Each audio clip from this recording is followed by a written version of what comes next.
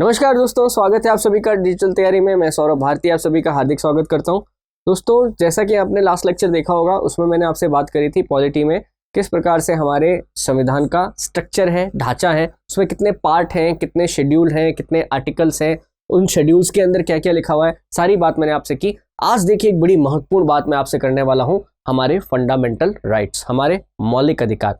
देखिए, भारत का एक नागरिक होने के नाते, इवन आप भारत के नागरिक नहीं भी हैं और आप बाहर से कुछ आए हैं, तो भी एक इंसान होने के नाते, मनुष्य होने के नाते आपको भारतीय संविधान कुछ मौलिक अधिकारों की गारंटी देता है जिनका उल्लंघन कोई नहीं कर सकता। मौलिक अधिकारों में संसद कभी परिवर्तन नहीं कर सकती। मतलब मौलिक अधिकारों में सरकार के विरुद्ध जाके न्यायालय आपके मौलिक अधिकारों की रक्षा करेगा। आपके फंडामेंटल राइट्स आपसे नहीं छीने जा सकते। आपके फंडामेंटल राइट्स पर सरकार कभी भी किसी भी प्रकार का कोई ऐसा कानून नहीं बना सकती जो आपके फंडामेंटल राइट्स का वायलेशन करता हो। बाकायदा संविधान इस बात की गारंटी लेता है कि अगर आप भारतीय नागरिक हैं तो आपके मौलिक अधिकारों की जरूर रक्षा होगी। तो बात करते हैं दोस्तों, ये हमारे कौन से मौलिक अधिकार है जिसके बारे में हमें जानना चाहिए। जैसा कि मैंने आपको पिछले लेक्चर में भी कहा था, बीइंग अ इंडियन, एक भारतीय होने के नाते हर भारतीय को कम से कम अपने मौलिक अधिकारों के बारे में और संविधान के ढांचे के बारे में जानकारी जरूर होनी चाहिए, ताकि आगे चलकर कोई भी हमें, चाहे कहां पर भी हो, चाहे पुलिस प्रशासन ही हो, चाहे कहीं डिबेट हो रही हो, हम डिबेट के पार्ट हो नहीं हो, फिर भी वहां पर जो फैक्ट्स है उन फैक्ट्स को हम बिना आंख बंद करे, हम बिना सोचे समझे, बस अपने मन में ना उतार लें उनको, बिना कुछ सोचे समझे ही हम उन पर कोई एक्शन ना ले लें। इसके लिए इनकी जानकारी होनी बहुत जरूरी है। तो आइए मैं शुरू करता हूं हमारे मौलिक अधिकार। देखिए, सबसे पहली लाइन जो आप याद रखेंगे मौलिक अधिकारों की, कि ये मौलिक अधिकार कहां लिखे हुए हैं। तो मौलिक अधिकार हमारे संविधान के भाग 3 में कहां लिखे हुए हैं? भाग 3 पार्ट 3 आर्टिकल 12 से 35। मैंने आपको पीछे भी कहा था कि अपने संविधान के क्या है, पार्ट्स हो रखे हैं। उन पार्ट्स के अंदर जो तीसरा पार्ट है, थर्ड पार्ट है, उसके आर्टिकल 12 से लेके 35 जो है, उसमें हमारे मौलिक अधिकारों का जिक्र किया गया है। डॉक्टर एस राधाकृष्णन ने कहा कि मौलिक अधिकार हमारी भावना के साथ किया गया वादा है तथा सभ्य विश्व के साथ की गई संधि है। डॉक्टर अंबेडकर ने मौलिक अधिकारों के बारे में कहा कि ये सबसे आलोचित भाग है, क्योंकि ये एक ऐसी चीज है जहां पर संविधान ने जनता को इतनी अधिक शक्तियां दे दी हैं कि इसके आगे सरकारें छोटी लगती हैं। किसी भी हाल में इनका विरोध नहीं किया जा सकता, इसीलिए ये संविधान का सर्वाधिक आलोचित भाग है। बात समझ रहे? हालांकि देखिए, मौलिक अधिकार किसी भी देश के अंदर, अगर आपको प्रॉस्पेरिटी चाहिए, किसी देश के अंदर समाज अगर आप चाहते हैं कि लगातार आगे बढ़ता रहे, तो मौलिक अधिकार बेहद जरूरी है। आप देखिए कि हमारे मौलिक अधिकार हमें संविधान में कितने मिले हुए हैं। यहां पे एक छोटी सी बात आपको ध्यान रखनी पड़ेगी। देखिए, जब हमारा संविधान लागू हुआ था ना, 26 जनवरी 1950 को, तो हमारे पास 7 मौलिक अधिकार थे। एक बार मैं लिख देता हूं हमारे पास कौन कौन से मौलिक अधिकार थे। देखो, हमारा पहला मौलिक अधिकार है, फंडामेंटल राइट्स है, समानता का अधिकार, जिसको आप बोलते हैं राइट टू इक्वलिटी। क्या? Right to equality. अभी बारी बारी से मैं इनको और डिस्क्राइब करूंगा। पहले तो आप इन आर्टिकल्स की या इन अधिकारों की जो हेडलाइन है उनको याद रखें। दूसरा जो हमारा अधिकार है वो था स्वतंत्रता का अधिकार, जिसको आप कह सकते हैं फ्रीडम। कहीं कहीं पे लिबर्टी भी लिखा है, फ्रीडम ठीक है शब्द। तीसरा जो हमारा अधिकार है वो है शोषण के विरुद्ध अधिकार, अगेंस्ट एक्सप्लॉइटेशन। कोई भी व्यक्ति किसी दूसरे व्यक्ति का शोषण नहीं कर सकता। चौथा जो हमारा अधिकार है वो है धार्मिक स्वतंत्रता का अधिकार, यानी कि रिलीजियस फ्रीडम। हमारा पांचवा जो अधिकार है वो है हमारा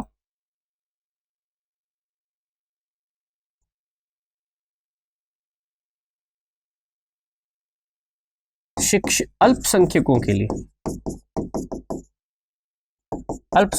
के लिए, शिक्षा वो संस्कृति। आप कह सकते हैं राइट फॉर माइनॉरिटीज। छठा अधिकार जो हमारा था वो था संपत्ति का अधिकार। संपत्ति का अधिकार, इसको लिखते हैं अपन राइट टू वेल्थ। और सातवां अधिकार था हमारा संवैधानिक उपचार, यानी कि राइट टू कॉन्स्टिट्यूशनल रेमेडीज। बारी बारी से मैं आपको बताता हूं क्या क्या चीजें हैं। आप देखें, समानता का अधिकार। भारत के अंदर सभी व्यक्ति, सभी वर्ग, सभी धर्म, जाति के लोग एक समान होंगे। कानून सभी के समक्ष समान होगा और कानून सभी के लिए एक जैसा न्यायालय के अंदर संरक्षित किया जाएगा। ऐसा नहीं है कि कोई गरीब व्यक्ति जाएगा तो न्यायालय अलग डिसीजन लेगा, अमीर व्यक्ति जाएगा तो वो न्यायालय को प्रभावित कर सकता है। नहीं, संविधान सबके लिए बराबर रहेगा। स्वतंत्रता का अधिकार, आप स्वतंत्र हैं, आपको किसी की बंदिशों में काम करने की जरूरत नहीं है। आपको व्यापार करने की स्वतंत्रता है, आपको धर्म की स्वतंत्रता है, आपको कहीं भी आने जाने की स्वतंत्रता है, संघ बनाने की स्वतंत्रता है, पार्टी बनाने की स्वतंत्रता है। आप कुछ भी कर सकते हैं यहाँ पर इस देश के अंदर with in the limit of constitution. शोषण के विरुद्ध अधिकार, कोई भी व्यक्ति आपसे बेगार नहीं ले सकता, यानी कि अगर आपने उससे कोई काम करवाया है तो आपको उसे क्या पैसा देना पड़ेगा, भुगतान देना पड़ेगा। जैसा पहले होता था ना कि मैंने तुम्हारे ऊपर ये एहसान कर दिया, अब 1 साल तक मेरे खेत में बिना पैसे के काम करना पड़ेगा। बेगार जिसे कहते थे, बलात् श्रम जिसे कहते थे, नहीं होगा। बच्चों से, छोटे बच्चों से जो है हम उनसे चाइल्ड लेबर नहीं करवा सकते, फोर्स्ड लेबर नहीं करवा सकते। ये सब कहाँ है? शोषण के विरुद्ध अधिकार में है। धार्मिक स्वतंत्रता का अधिकार, कोई भी व्यक्ति अपने हिसाब से अपनी मर्जी के अनुसार किसी भी धर्म को मानने के लिए स्वतंत्र होगा। राज्य कभी भी उसका धर्म परिवर्तन करवाने की कोशिश नहीं करेगा। सभी धर्मावलंबियों को यह अधिकार होगा कि अपने अपने जो धार्मिक संस्थान है, मंदिर, मस्जिद, गुरुद्वारे, चर्च, जो कुछ भी है, वहां पर वो अपना मैनेजमेंट स्वयं कर सके। मंदिर का मैनेजमेंट वो स्वयं कर सके, कोई उनको बाध्य नहीं करेगा। अल्पसंख्यकों को अधिकार दिया है कि आप अपनी भाषा, लिपि, संस्कृति, साहित्य को बचाए रखें। सरकार इसमें आपको सहयोग देगी। आपसे कभी भी आपकी जो धार्मिक किताबें हैं, आपके जो धार्मिक चिन्ह हैं, आपके जो धार्मिक स्थान है, सरकार कभी भी उनको नष्ट नहीं करेगी और ना ही नष्ट करने वालों को कभी साथ देगी। इसी के अनुसार जो आपके धार्मिक संस्थान है, अल्पसंख्यकों के जो धार्मिक संस्थान है, वहां पर आप अपनी धार्मिक शिक्षा की व्यवस्था कर सकते हैं ताकि आपका धर्म भी हमारे देश के अंदर फले फूले। चाहे क्रिश्चियंस है, चाहे पारसी हैं, चाहे सिख हैं, चाहे मुस्लिम हैं, वो अपने अपने धार्मिक संस्थानों के अंदर, यानी कि गुरुद्वारे के अंदर, मस्जिद के अंदर, चर्च के अंदर अपने धर्म से संबंधित शिक्षा चला सकते हैं। जैसे मदरसों के अंदर जो इस्लामिक शिक्षा दी जाती है, उसका आधार यही है। संपत्ति का अधिकार, संपत्ति का अधिकार देखिए अनुच्छेद 31 में था, ये आज नहीं है। संपत्ति का अधिकार अब हमारा एक मौलिक अधिकार नहीं है, पहले था अब नहीं है। अब इसे मौलिक अधिकार से हटा दिया है। अब ये हमारा एक कानूनी अधिकार है, पर कोर्ट के अंदर चैलेंज हो सकता है। मौलिक अधिकार कोर्ट में चैलेंज नहीं होते। अगर मौलिक अधिकार कोर्ट में चैलेंज भी होते हैं तो हमेशा नतीजा जो आएगा, फैसला जो आएगा, वो नागरिकों के पक्ष में आएगा, ऐसा पहले से डिसाइडेड है, जिसकी चिंता नहीं है। तो आज की तारीख में ये संपत्ति का अधिकार हमारा एक मौलिक अधिकार नहीं है। अगला क्या था? संवैधानिक उपचारों का अधिकार, राइट टू कॉन्स्टिट्यूशनल रेमेडीज। अगर इनमें से कोई भी कानून, आपका अधिकार का वायलेशन हुआ है, अगर आपका कोई भी अधिकार आपसे छीना गया है, तो क्या करना पड़ेगा आपको? फिर आप क्या करोगे? अगर आपसे किसी ने कोई अधिकार छीन लिया, सरकार ने अपने नियमों में इस प्रकार का कोई कानून बना दिया जो आपके मौलिक अधिकार का उल्लंघन करता है, ऐसी स्थिति में आप क्या करेंगे? ऐसी स्थिति में आप कहां जाएंगे? तो फिर आपको क्या है? कॉन्स्टिट्यूशनल रेमेडीज का अधिकार मिला है, जिसके अंतर्गत आप क्या करेंगे? आप सरकार से जाकर, आप न्यायालय में जाकर न्याय की गुहार लगाएंगे और आपके मौलिक अधिकारों को रिस्टोर किया जाएगा। तो दोस्तों, अगर मैं बात करूं, एक और बात, इनके आर्टिकल भी मैं कहूंगा कि आप लोग याद करें तो ठीक रहेगा। जैसे समानता का अधिकार, अनुच्छेद 14 से लेके अनुच्छेद 18 तक जो भी आर्टिकल्स हैं, वो सारे क्या के लिए हैं? राइट टू इक्वलिटी के लिए। आर्टिकल 19 से लेके आर्टिकल 22 में जो कुछ भी लिखा हुआ है that is all right to freedom. अलग अलग चीजें अभी बताता हूं किस किस प्रकार की स्वतंत्रता आपको है। अनुच्छेद 23 और 24 शोषण के विरुद्ध अधिकार, एक्सप्लॉयटेशन। आर्टिकल कौन सा 25 से 28 धार्मिक स्वतंत्रता का अधिकार। अनुच्छेद 29 और 30 अल्पसंख्यकों के लिए अधिकार। अनुच्छेद 31 अब ये स्थान खाली है, ऐसा नहीं होता अब 31 को डिलीट कर दिया तो नीचे वाला ऊपर आ जाएगा, नहीं, अब अनुच्छेद 31 का स्थान खाली है। संवैधानिक उपचारों का अधिकार, right to constitutional remedies, article 32। तो मेरी सलाह है आपको कि आपको इनके आर्टिकल भी अगर ऐसे लाइन से याद रहे तो बहुत अच्छा होगा, फायदा होगा। हालांकि अब जो आगे हम लेक्चर करने वाले हैं इसमें मैं आपको एक एक अधिकार को थोड़ा थॉरली पढ़ाऊंगा, थोड़ा खोल के पढ़ाऊंगा, ताकि आपको पता चले कि यह समानता, स्वतंत्रता, इन सब के अर्थ क्या हैं। तो आइए शुरू करें। देखिए सबसे पहले हमारा जो पहला मूल अधिकार है कौन सा, समानता का अधिकार। तो देखिए समानता के मूल अधिकार में अनुच्छेद 14 से 18 के अंदर क्या क्या बात करी गई है। सबसे पहले है हमारा आर्टिकल 14। आर्टिकल 14 कहता है equality before law, equality before law, यानी कि विधि के समक्ष समानता, कानून के समक्ष सभी व्यक्ति बराबर होंगे, कोई स्पेशल ट्रीटमेंट नहीं मिलेगा। आप चाहे किसी भी जाति, किसी भी धर्म से आते हैं, आपका सामाजिक ओहदा कुछ भी हो, राजनीतिक ओहदा कुछ भी हो, आर्थिक रूप से आप अमीर हैं, गरीब हैं, डजंट मैटर, कॉन्स्टिट्यूशन, संविधान सभी के लिए बराबरी से फॉलो किया जाएगा। एक ही संविधान सभी व्यक्तियों पर एक समान रूप से लागू होगा, यानी कानून की नजरों में सभी व्यक्ति समान होंगे। बात समझ रहे? इसलिए वो आपने कभी फिल्मों वगैरह में देखा होगा, वो कानून की देवी होती है, उसकी आंखों पे पट्टी बंधी होती है। मतलब इसका मतलब ये नहीं है कि कानून अंधा है, ठीक है, इसका मतलब ये है कि इसने अपनी आंखों को बंद कर लिया है, इसको सिर्फ संविधान आता है, देवी को, कानून की देवी को, अब इनके सामने सभी लोग बराबर हैं। वो इस बारे में जानते ही नहीं है कि आपका क्या कास्ट है, क्या रिलीजन है, क्या आपकी उम्र है, क्या आपका लिंग है, नहीं पता हमें। आपके लिए कानून सबके लिए बराबर होगा। सामाजिक भेदभाव, यानी कि किसी भी प्रकार से समाज के अंदर किसी भी तरीके का भेदभाव नहीं किया जाएगा। इसका सिंपल सा मतलब है आपको किसी भी सार्वजनिक स्थान पर आने जाने से रोका नहीं जाएगा। स्वतंत्रता से पहले कई स्थानों के ऊपर, खास करके दलित वर्ग को मंदिरों में प्रवेश पर पाबंदी थी, उनके लिए कुएं अलग रखे जाते थे, सार्वजनिक स्थानों के ऊपर उनको आने जाने की मनाही थी, गांवों से बाहर उनको रहने के लिए मजबूर किया जाता था। ऐसा अब नहीं चलेगा। अनुच्छेद 15 इस बात की गारंटी देता है कि अगर आपके साथ कोई व्यक्ति आपकी जाति, आपकी धर्म, आपके लिंग के आधार पर भेदभाव कर रहा है तो फिर आप कानून की शरण में जाकर आप उसके खिलाफ शिकायत कर सकते हैं। बात समझ रहे? हालांकि इसमें कुछ छोटी बातें और हैं।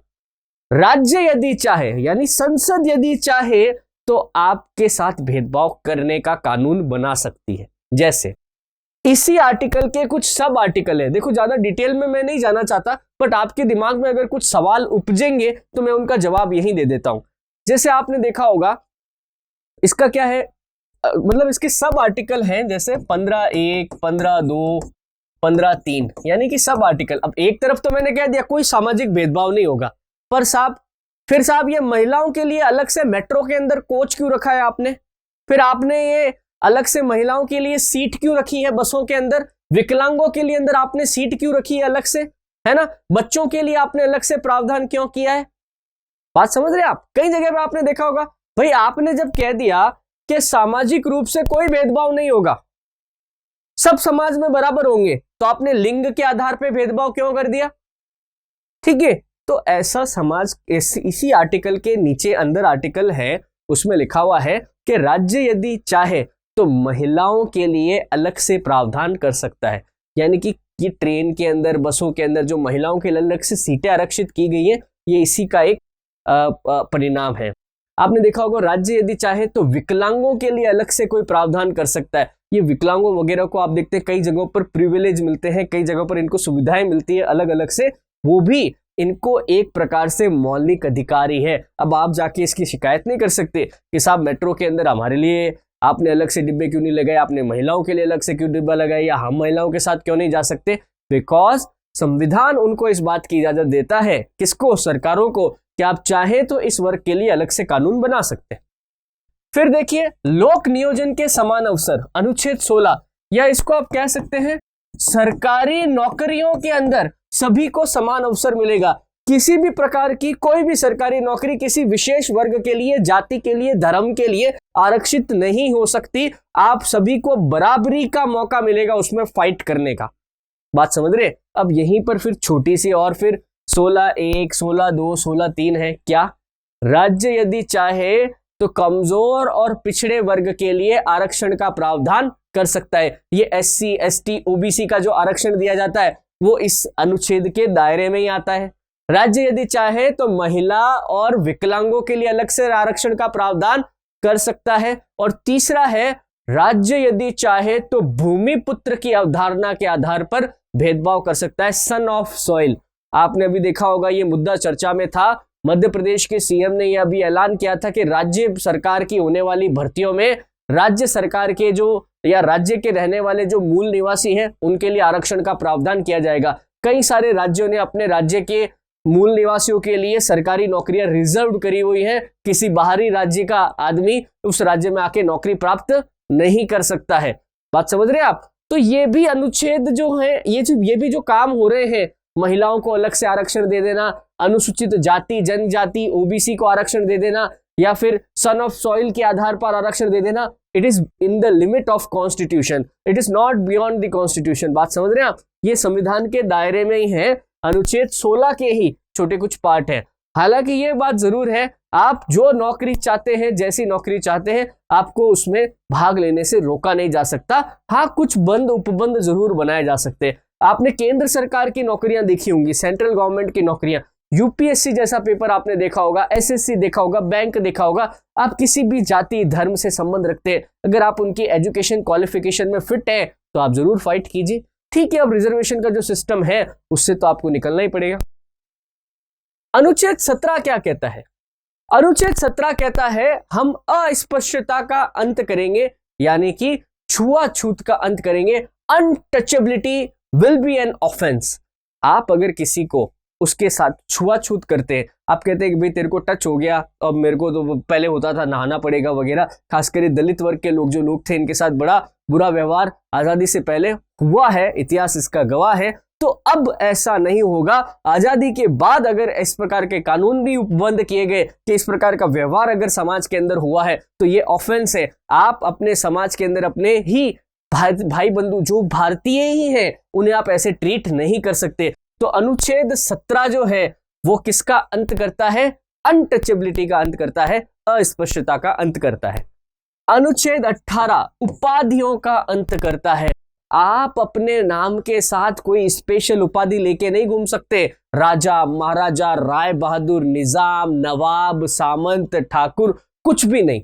आप एक भारतीय हैं, आपको अपने आपके माता पिता ने एक नाम दिया होगा, आपकी एक जाति होगी, आप अपना नॉर्मल सा नाम रखें। ये अपने नाम के साथ आप जो सर, नाइट, राय बहादुर वगैरह नाम लगाते थे, श्री श्री श्री 1008 महाराज धीराज राज राजेश्वर, इस प्रकार की उपाधियां अब नहीं लगाएंगे। इससे समाज के अंदर बंटवारा होता है। समाज के अंदर कानून के समक्ष सभी व्यक्ति समान होंगे, कोई अलग से उपाधि नहीं मिलेगी।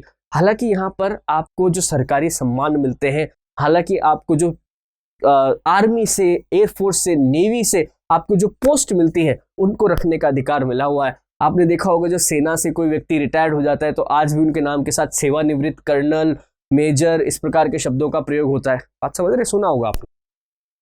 तो दोस्तों ये सारे 4 हमारे जो अधिकार हैं ये मिलकर हमारा क्या बनाते हैं? समानता का अधिकार। आपने देखा किस प्रकार से हमारे देश के अंदर सभी व्यक्तियों को समान करने के लिए, एक समान कानून के समक्ष लाने के लिए पूरी व्यवस्था की गई। दूसरा आप देखिए इसमें ये वाला कि मैंने बता दिया आपको, जैसे अनुच्छेद 16(4) भारतीय संविधान में आर्थिक पिछड़ेपन की जगह सामाजिक पिछड़ेपन की बात की गई है। 15(4) में SC, ST, OBC महिलाओं के लिए विशेष प्रावधान, ये मैंने आपको पहले ही बता दिए थे, तो वापस यहाँ करने की जरूरत नहीं है। दूसरा देखिए बड़ा जो बढ़िया है दोस्तों, स्वतंत्रता का अधिकार, बहुत अच्छा लगता है मुझे, राइट टू फ्रीडम। ये बार बार आपने कहीं टीबीट सुनी होगी, it is our right to freedom, right to expression, right to express वगैरह आपने सुना होगा। ये सारा अभिव्यक्ति की स्वतंत्रता, अभिव्यक्ति की स्वतंत्रता। जैसे दिल्ली के जेएनयू के अंदर कई बार देश विरोधी नारे लगे, उनको जस्टिफाई किया गया अभिव्यक्ति की स्वतंत्रता के नाम पे। तो आइए क्या ये वास्तव में ऐसा है, थोड़ा चर्चा करते हैं। देखिए हमारा जो अनुच्छेद 19 है ना, अनुच्छेद 19 ये किससे जुड़ा हुआ है, थोड़ा बड़ा कर देता हूं आपको थोड़ा और अच्छे से देखिए।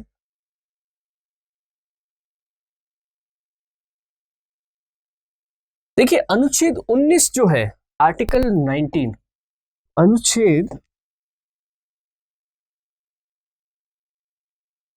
19 ये एक बड़ा महत्वपूर्ण आर्टिकल है और बहुत विस्तृत आर्टिकल है, बहुत बड़ा आर्टिकल है।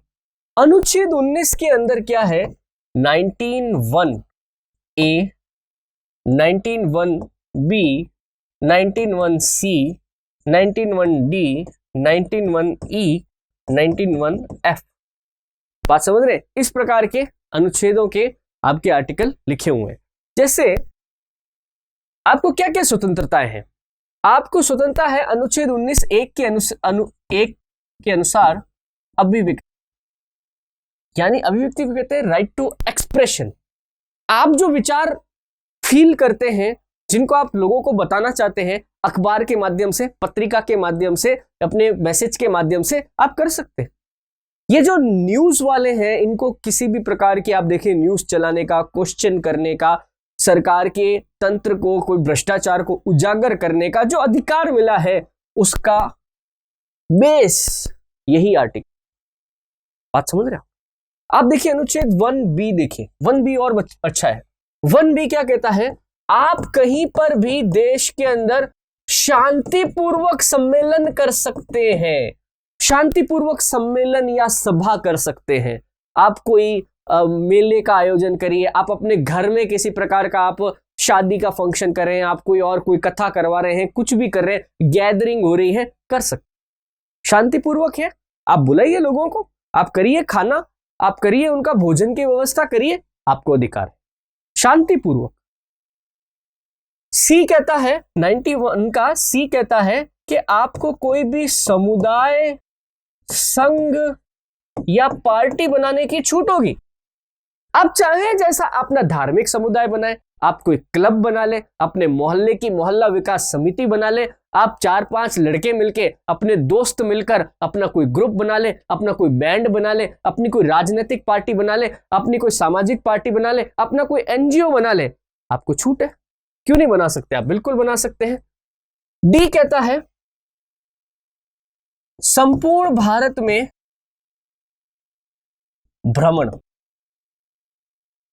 राइट टू रोम, यानी कि आपको भारत में किसी भी स्थान पर बिना रोक टोक आने जाने की छूट होगी। अब भारत के किसी भी राज्य, किसी भी शहर, किसी भी गांव में अबाध रूप से आप वहां जा सकते। ऐसा नहीं होगा कि आप राजस्थान के व्यक्ति और केरल के किसी गांव में आप क्या कर रहे हैं, यहां आपका क्या काम है, नहीं, आप जा सकते। आप घूमने के पर्पस से जाए, आप व्यापार करने के पर्पस से जाए, आप वहां पे जमीन खरीदने के पर्पस से जाए, आप वहां पर किसी और पर्पस से जाए, आप जा सकते हैं। शांतिपूर्वक आप कोई भी काम कर रहे हैं तो आपको संपूर्ण भारत में भ्रमण करने की स्वतंत्रता है। आपको संपूर्ण भारत के अंदर निवास स्थान की व्यवस्था है। आपको संपूर्ण भारत में व्यापार करने की स्वतंत्रता है। बात समझ जाओगे? अभिव्यक्ति की स्वतंत्रता, शांतिपूर्वक सम्मेलन, समुदाय या संघ बनाने की स्वतंत्रता, संपूर्ण भारत में भ्रमण, संपूर्ण भारत में निवास, संपूर्ण भारत में कोई भी धंधा शुरू करना है, कैसा भी व्यापार शुरू करना है, आप कर सकते। आप बात समझ रहे? बहुत बड़ा आर्टिकल है। तो आर्टिकल 19 के अंदर ये 6 प्रकार की स्वतंत्रताएं आपको मिली हुई है। इसमें एक 7वीं स्वतंत्रता भी थी, संपत्ति की स्वतंत्रता। इसमें एक 7वां भी ऐड था जिसको कहते थे अपन संपत्ति की स्वतंत्रता। पर संपत्ति की स्वतंत्रता कि कोई भी व्यक्ति कितनी भी संपत्ति रखने के लिए स्वतंत्र है, अब आपका मूल अधिकार नहीं है। जैसा मैंने आपको पिछले बताया कि आर्टिकल 31 जब हटा तो यहां से 19(1) का जी भी जो था उसको हटा दिया गया था। तो संपत्ति की स्वतंत्रता अब आपका मूल अधिकार नहीं है। अब देखो ये अनुच्छेद 19(1) था, 19(1), उसके फिर ये सब आर्टिकल थे A B C D। इसके अंदर एक अनुच्छेद 19(2) भी है। 19(2) आपको पता है क्या कहता है? बहुत बड़ी बात कहता है। 19(2) कहता है आपके द्वारा स्वतंत्रता के नाम पे किया गया ऐसा भी कोई भी कार्य जो इस देश की अखंडता, एकता के लिए खतरा है, तो हाथों हाथ आपकी ये सारी के सारी स्वतंत्रताएं जो हैं वो निलंबित की जा सकती। कहने का मतलब क्या है?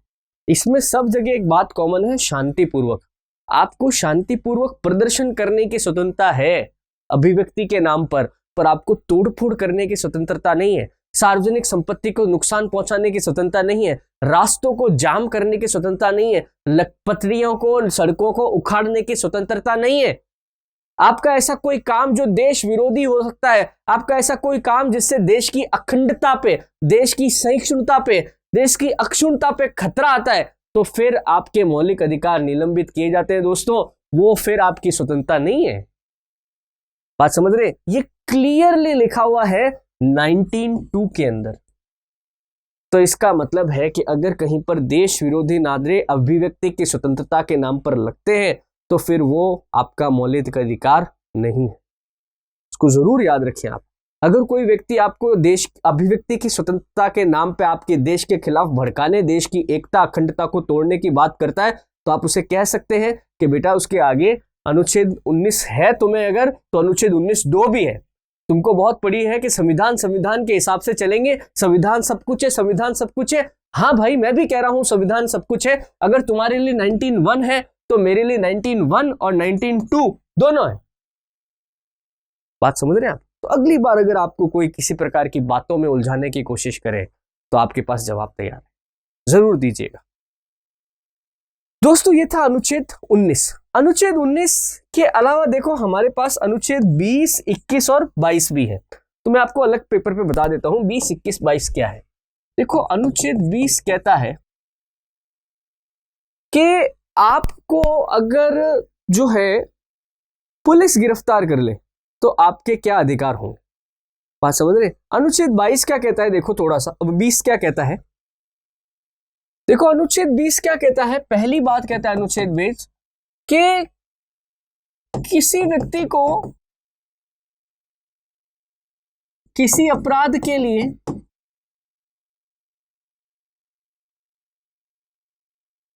कानून के अनुसार ही सजा दी जा सकती है।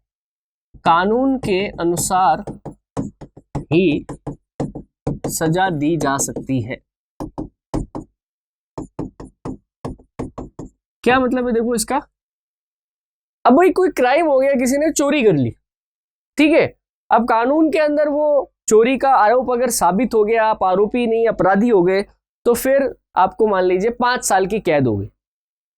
तो ऐसा नहीं कर सकती पुलिस के तूने चोरी करी, कोर्ट भले ही 5 साल की कैद करता रहेगा, हम तो तेरे हाथ काटेंगे। बात समझ रहे? या फिर आप समझिए कि कोई 1947 से पहले किसी राज्य के अंदर कोई रजवाड़े की कोई सजा थी कि कोई चोरी करेगा तो इसकी एक उंगली काट दो, ठीक है। अब हमारा संविधान कहता नहीं भाई, अगर तुमको ये चोरी वोरी है तो इसके लिए 5 साल की सजा का प्रावधान है। तो जिस व्यक्ति ने जिस समय अपराध किया है उसे सजा उसी समय के कानून के अनुसार दी जाएगी। अनुच्छेद 20 की पहली बात। अनुच्छेद 20 की दूसरी बात, किसी व्यक्ति को किसी जुर्म की सजा, अपराध की सजा एक ही बार दी जा सकती, एक ही बार दी जा सकती। अब जैसे चोरी की बात कर रहा था मैं आपसे, चोरी करी किसी ने, अब उसने 5 साल की सजा काट ली, मतलब उसने चोरी का खामियाजा भुगत लिया। अब यूं नहीं है कि वो चोरी की सजा करके आ गया, अब वो आराम से अपनी जिंदगी जी रहा है और किसी दिन पुलिस उठा के ले गई, वो तुमने चोरी की थी ना, अरे भाई वो चोरी की थी, उसकी सजा मुझे मिल गई है। अब बार बार सजा नहीं दे सकते, एक बार का अपराध एक बार की सजा, काट ली सजा, ओके। तीसरी बात, किसी व्यक्ति को खुद के खिलाफ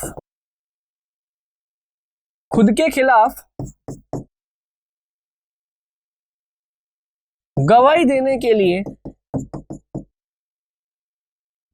बाध्य नहीं किया जा सकता, बाध्य नहीं किया जा सकता। बात समझ रहे? पुलिस अगर आपको मार मार के आपसे कोई गवाही दिला दी, कोई पेपर वेपर पे साइन करा दिए और आपने अदालत में कह दिया मैंने तो दबाव में दिया था साहब, तो वो गवाही मान्य नहीं होगी। आपको किसी प्रकार की कोई इंजेक्शन लगा दे, कोई नशे की दवाई हालत के अंदर आपसे कोई बयान दिलवाने की कोशिश करे, आपका नार्को टेस्ट करने की कोशिश करे, वो भी according to our constitution banned है। अगर आपका कोई किसी का नार्को टेस्ट करना है, ठीक है, इस प्रकार के जो लाई डिटेक्टर टेस्ट करने हैं, इनकी किसी अपराधी के ऊपर करना भी है तो पुलिस को पहले कोर्ट से परमिशन लेनी पड़ेगी। और कोर्ट से परमिशन भी कब मिलेगी? अगर मान लीजिए जो व्यक्ति है वो मना कर देता है कि नहीं मेरा नहीं कराना लाई डिटेक्टर टेस्ट, तो नहीं कर सकते अपन। विदेशों में ऐसा नहीं है, विदेशों में लाई डिटेक्टर टेस्ट और नार्को टेस्ट बिना अपराधी की मर्जी के भी किया जा सकता है, अपने यहाँ नहीं किया जा सकता।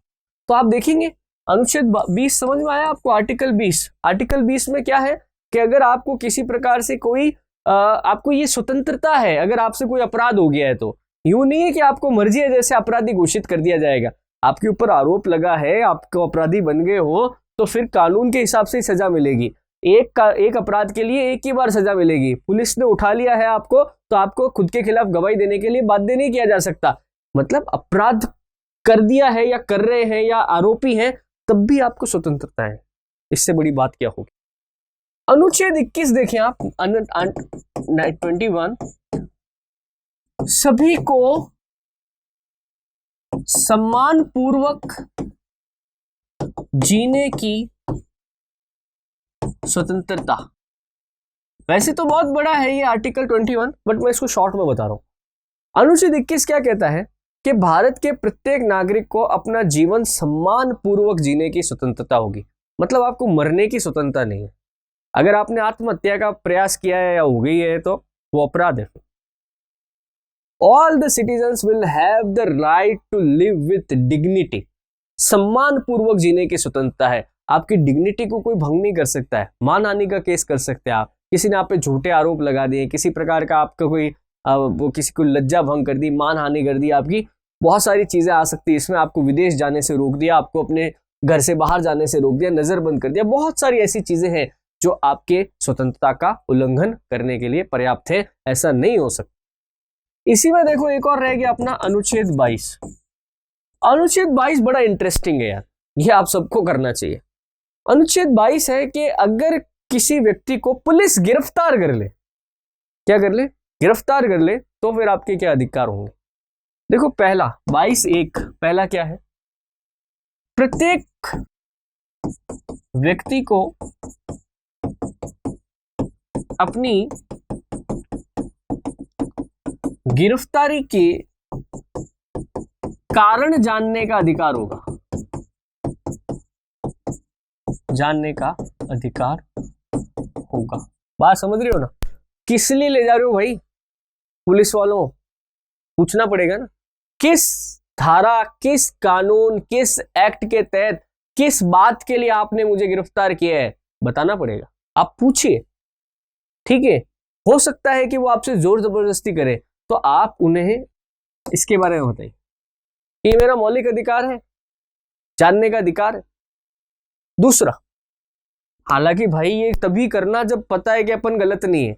गलती भी करो और मौलिक अधिकार भी गिनाओ तो फिर वह सुनवाई नहीं होगी, ठीक है? दूसरी बात क्या है देखो, 24 घंटे के अंदर मजिस्ट्रेट के सामने पेश करना होगा। बात समझ रहे? 24 घंटे के अंदर, आप 24 घंटे से ज्यादा आपको कहीं पे जेल वगैरह में, पुलिस स्टेशन में नहीं रख सकते। 24 घंटे के अंदर आपको जो न्यायाधीश है या जो भी मजिस्ट्रेट है वहां पे, उसके सामने पेश करना होगा और उसके बाद आपको उससे कस्टडी की अनुमति लेनी होगी। ऐसे ही बिना आप मजिस्ट्रेट की जानकारी के पुलिस किसी को नहीं रख सकती। रखा है तो गैर कानूनी। बात समझ रहे? इसके अलावा और भी कई सारे हैं इसमें। जैसे मैं उदाहरण देता हूं, महिलाओं को गिरफ्तार करने के लिए महिला पुलिस ही लगेगी। महिलाओं को रात को गिरफ्तार करके लॉकअप में नहीं रखा जा सकता। रात को जमानत नहीं होगी। जमानत जो है सूर्योदय से सूर्यास्त के बीच में ही होगी। बात समझ रहे? इस तरह की कई सारी चीजें हैं जो आपको पुलिस गिरफ्तार कर ले तो आपकी क्या स्वतंत्रताएं होंगी। तो आपको स्वतंत्रता का अधिकार समझ में आया? 19 से 22 क्या क्या है आप देखो। सबसे पहले मैंने आपसे चर्चा करी अनुच्छेद 19 की, 6 प्रकार की स्वतंत्रता हमें अनुच्छेद 19 में मिलती है। अभिव्यक्ति की स्वतंत्रता, शांतिपूर्वक सम्मेलन, समुदाय या संघ बनाना, संपूर्ण भारत में भ्रमण करना, कहीं भी भारत में निवास करना और व्यापार की स्वतंत्रता। फिर मैंने आपसे बताया अनुच्छेद 20 जिसके अंदर हमने क्या किया कि कोई व्यक्ति कोई अपराध करेगा तो उसे उस समय जो कानून है उसी के अनुसार सजा दी जाएगी। एक कानून जुर्म के लिए 2 बार सजा नहीं दी जा सकती। तीसरा, व्यक्ति को खुद के खिलाफ गवाही देने के लिए बाध्य नहीं किया जा सकता। अनुच्छेद 21 क्या कहता है? सभी को सम्मान पूर्वक जीने की स्वतंत्रता है, सबकी डिग्निटी मेंटेन रहनी चाहिए, आपकी सम्मान को कोई ठेस नहीं पहुंचा सकता। अनुच्छेद 22 क्या कहता है? प्रत्येक व्यक्ति को अपने गिरफ्तारी जानने का अधिकार होगा। कारण क्या है?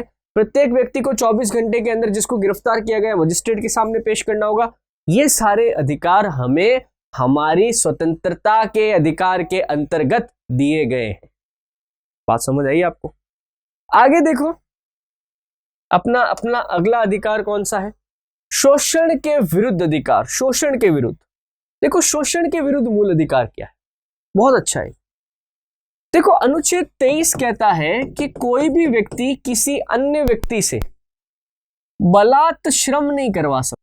फोर्स्ड लेबर कहते हैं, जबरदस्ती काम करवाना। कोई व्यक्ति अगर आपके खेत खलियान उद्योग वगैरह घर में कुछ भी है वो काम नहीं करना चाहता है तो आप उसको जबरदस्ती बंधक बना के किसी प्रकार का टॉर्चर करके उसके बच्चों को बंदी बना लिया, इस प्रकार से आप उससे काम नहीं करवा सकते, गैर कानूनी।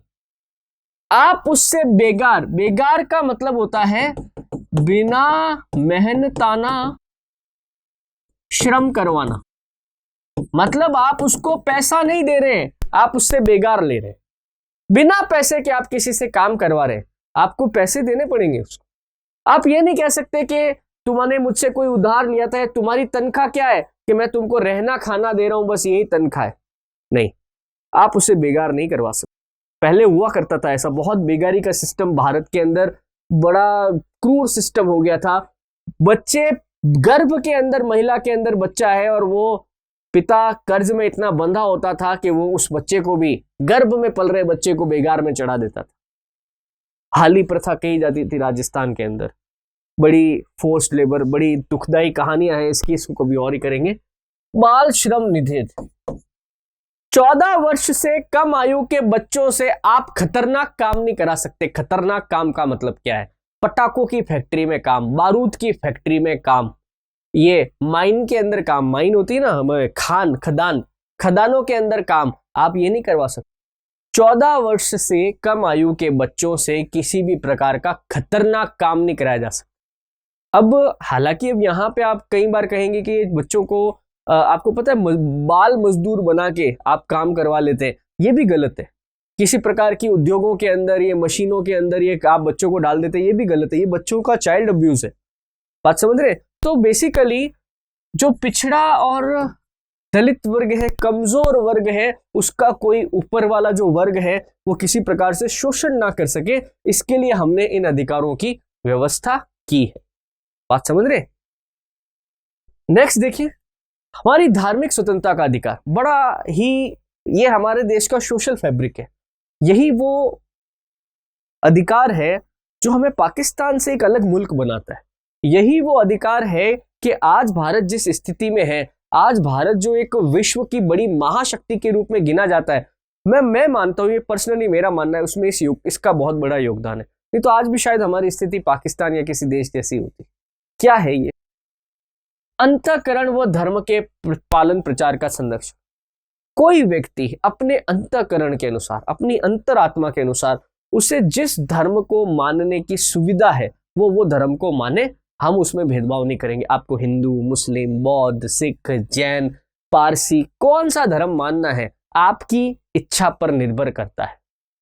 राज्य कभी भी आपको किसी भी धर्म को मानने के लिए बाध्य नहीं करेगा। सभी व्यक्तियों को अपने अंतःकरण के अनुसार धर्म मानने की स्वतंत्रता है। अनुच्छेद 25। 26 अनुच्छेद 26 कहता है कि आपको अपने अपनी धार्मिक संस्थाओं के प्रबंधन का पूरा अधिकार। आपका जो भी धार्मिक संस्था है, आप वहां पे प्रबंधक कमेटी बनाइए। आपका जो चंदा आता है, मंदिरों में जो चढ़ावा आता है, सरकार उसमें हस्तक्षेप नहीं करेगी, सरकार इससे बाहर रहेगी। आप अपने अंदर से ही अपने समाज के धर्म के लोगों के अनुसार आप मंदिर का प्रबंधक बनाइए, मंदिर का आप कुछ भी निर्माण करिए, जैसा भी करना है नियमों के अनुसार आप कर सकते। धार्मिक व्यय कर मुक्त। सरकार आपको कभी भी किसी विशेष धर्म को बढ़ावा देने के लिए, कर देने के लिए बाध्य नहीं करेगी। इसका सीधा सीधा मतलब पता है किससे? जजिया कर से। जजिया कर आपको पता होगा तो मुगल काल के अंदर और दिल्ली सल्तनत के जो मुस्लिम शासक थे उनके द्वारा वसूला गया वह कर था। ये गैर मुसलमानों से वसूला जाता था, जो गैर मुस्लिम है। इससे क्या होता था, जैसे कोई बड़ी गरीब लोग हैं जो गैर मुस्लिम है, अब अगर वो जजिया कर देते रहते थे तो और हालत खराब होती थी। तो जजिया कर से बचना है तो क्या करो? मुसलमान बन जाओ। बात समझ रहे? तो आज का संविधान ये कहता है आपको किसी भी प्रकार का कर देने के लिए बाध्य नहीं करेंगे। आप जो धर्म मानते हैं आप मानिए। भाई इसका मतलब क्या हुआ, जैसे मुगल्स थे या दिल्ली सल्तनत के सुल्तान थे तो धर्म मानने की स्वतंत्रता तो वहां भी थी ना। हिंदू तो तब भी थे, बौद्ध भी थे, जैन भी थे, पारसी भी थे, है ना। पर उनके पर क्या जजिया कर लगा हुआ था। वो जजिया कर दे दे के अपना धर्म निभाने की स्वतंत्रता प्राप्त करते थे। आज का संविधान कहता है ऐसा करने की कोई जरूरत नहीं। 28वां क्या कहता है? अनुच्छेद 28, किसी भी प्रकार के सरकारी, अर्ध सरकारी या निजी संस्थानों में धार्मिक शिक्षा नहीं दी जाएगी। बात समझ रहे? गवर्नमेंट स्कूल है, सरकारी स्कूल है, निजी स्कूल है, वहां पर किसी धर्म विशेष से संबंधित, कल को हो जाए कि कहीं पर आपने कुरान पढ़ाना शुरू कर दिया या वेद पढ़ाने शुरू कर दिए, उपनिषद पढ़ाने शुरू कर दिए, अगर वो पाठ्यक्रम का हिस्सा नहीं है तो आपको जबरदस्ती किसी धर्म विशेष के ग्रंथ पढ़ने के लिए बाध्य नहीं किया जाएगा।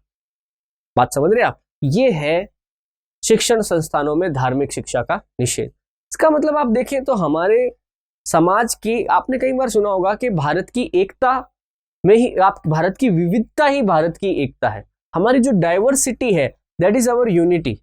एक इतने सारे धर्म और के लोग जो हैं, अलग अलग पंथ को मानने वाले लोग हैं, ऐसा विश्व में और कहीं नहीं है जैसा भारत में। यही भारत की खूबी है, यही सनातन संस्कृति की खूबी है जो आज इतने वर्षों बाद भी जीवित है।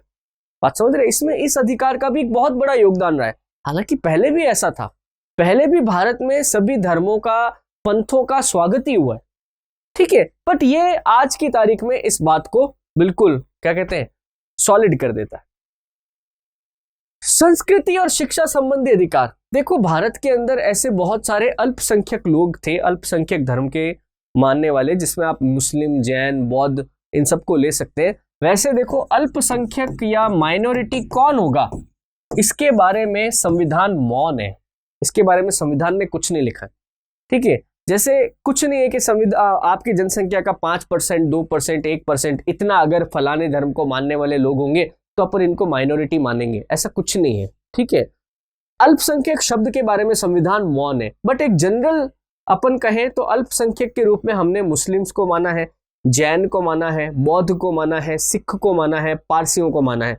बेसिकली हिंदू धर्म के अनुयायियों को छोड़कर बाकी जो लोग हैं उन्हें हम माइनॉरिटी मान सकते हैं, अल्पसंख्यक मान सकते हैं। बात समझ रहे? हालांकि संविधान में अल्पसंख्यक शब्द की व्याख्या की ही नहीं है, ओके। अल्पसंख्यकों को उनकी भाषा, लिपि और संस्कृति की रक्षा का अधिकार हो। जितने भी माइनॉरिटी वर्ग के लोग हैं उनको यह अधिकार होगा कि वो अपनी लैंग्वेज को, अपनी कल्चर को, अपनी लिपि को बचाने के लिए जो भी प्रयास करने हैं वो करें। लोगों को जागरूक करना, अपने समाज के लड़कों को ये सिखाना, उनके लिए पाठशालाएं खोलना, वो सब कर सकते हैं। बात समझ रहे? इसमें बकायदा सरकार इनको मदद देगी। कई आपने ऑलमोस्ट हर राज्य की सरकार में, केंद्र सरकार में एक माइनॉरिटी जिसको डिपार्टमेंट बोलते हैं वो जरूर होता है, अल्पसंख्यक विभाग जरूर होता है। बात समझ रहे? और अनुच्छेद 30 क्या कहता है? अनुच्छेद 30 कहता है कि अल्पसंख्यक वर्ग के जो भी लोग होंगे उनको ये अधिकार होगा कि वो अपने अपने धर्म से संबंधित शिक्षा का प्रचार प्रसार कर सके। वो अपने यहां पर ऐसे शिक्षण संस्थान खोल सके जिसमें धार्मिक शिक्षा दी जाएगी। अब देखो यार ये बड़ा अजीब सा है। जैसे मैंने अभी आपको अनुच्छेद 27 बताया था 28 कि शिक्षण संस्थानों में धार्मिक शिक्षा नहीं दी जाएगी, परंतु अल्पसंख्यक वर्ग के जो लोग हैं वो अपनी शिक्षण संस्थाओं में धार्मिक शिक्षा दे सकते हैं। बात समझ रहे? तो मदरसों के अंदर जो इस्लामिक शिक्षा दी जाती है, सिखों का जो गुरुकुल है वहां पर जो शिक्षा दी जाती है, या जैन धर्म के लोग जो है कहीं पर अगर अपनी शिक्षा प्रसार करने के लिए कोई स्कूल खोल के हैं तो वो उनका अधिकार है, वो खोल सकते हैं। वहां पर धार्मिक शिक्षा और आपकी जो शैक्षणिक शिक्षा है दोनों साथ साथ चल सकती है। जैसे कई सारे मदरसे वगैरह होते हैं, उसमें आप बाकायदा पहली से 5वीं, पहली से 8वीं जो भी क्लासेस हैं वो भी कर सकते हैं और इस्लामिक शिक्षा को भी साथ में चला सकते हैं। दोनों चीजें हो सकती हैं। बाकायदा कानूनन ये अधिकार हमने दिया है अनुच्छेद 30 के अंतर्गत। बात समझ रहे हैं? अगला देखिए आप, तो अगला जो मैं करने वाला हूं वो है संवैधानिक उपचारों का अधिकार। बट दोस्तों ये लेक्चर ऑलरेडी काफी लंबा हो गया है, इसीलिए मैं इसको 2 पार्ट में करूंगा। नेक्स्ट पार्ट में आपका मैं एक महत्वपूर्ण मौलिक अधिकार जो राइट टू कॉन्स्टिट्यूशनल रेमेडी, संवैधानिक उपचारों का अधिकार है, उसको डिस्कस करूंगा। इस लेक्चर को अपन अभी यहीं समाप्त करते हैं। तो दोस्तों इस लेक्चर के अंदर मैंने आपको मौलिक अधिकारों में समानता का अधिकार, स्वतंत्रता का अधिकार, शोषण के विरुद्ध अधिकार, धार्मिक स्वतंत्रता का अधिकार, शिक्षा और संस्कृति का अधिकार, इसको डिस्कस किया। ऑलमोस्ट काफी हमने चीजें समझी, नई नई चीजें समझी। मेरे ख्याल से आपको इसको अच्छे से याद करना चाहिए। मौलिक अधिकारों में अच्छे क्वेश्चन बनते हैं यार, हालांकि देखो बनते तो आपका जो पेपर होगा उसमें 2-3 ही बनते हैं, है ना, पर यार जो हम इस भारत देश में रह रहे हैं, एक भारतीय होने के नाते मौलिक अधिकार हमें जानने बहुत आवश्यक है। दोस्तों इस लेक्चर को 2 पार्ट में करेंगे। नेक्स्ट लेक्चर में मैं इसी स्लाइड से चैप्टर को आगे बढ़ाऊंगा और आगे हम नीति निर्देशक तत्व और मौलिक कर्तव्यों की, ड्यूटीज की बात करेंगे। अधिकार तो ले लिए, कुछ कर्तव्य भी तो है ना, उनकी भी बात करेंगे नेक्स्ट लेक्चर। इस लेक्चर में दोस्तों इतना ही। धन्यवाद। जय हिंद, जय Bharat. Please like, share, subscribe digital तैयारी।